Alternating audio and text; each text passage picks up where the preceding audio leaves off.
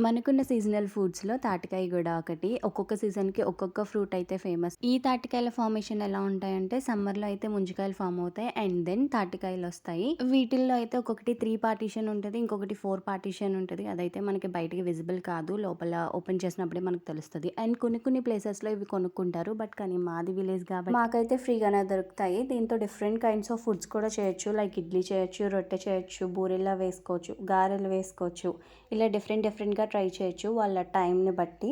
But కానీ మాకు దొరికిందయితే ఒక్కటే దొరికింది. సో, దానికోసం ఎందుకులే అంత చేయడం అనేసి డైరెక్ట్‌గా కాల్చుకొని తినేస్తున్నాము. ఇందులో అయితే నేచురల్ షుగర్ కంటెంట్ ఉంటది. అండ్ ఇదొక ఫైబ్రస్ ఫుడ్. సో, ఎవరు తిన్నా గానీ ఏం కాదు. ఫైబరే కాబట్టి హెల్త్‌కి కూడా చాలా మంచిది. నా పార్ట్ నాకిచ్చాక నేను డీప్‌గా అబ్జర్వ్ చేస్తున్నాను. ఏముందా ఏంటా అని. ఎప్పుడో చాలా ఇయర్స్ బ్యాక్ తిన్నాను నేను కూడా తాటికాయలు. ఎక్కువ ముంజికాయలు తినేదాన్ని. మీరైతే తాటికాయతో ఏమేం వెరైటీస్ చేస్తారో డెఫినెట్‌గా కామెంట్ చేయండి. అండ్ ఈ వీడియో నచ్చితే ప్లీజ్ సబ్స్క్రైబ్.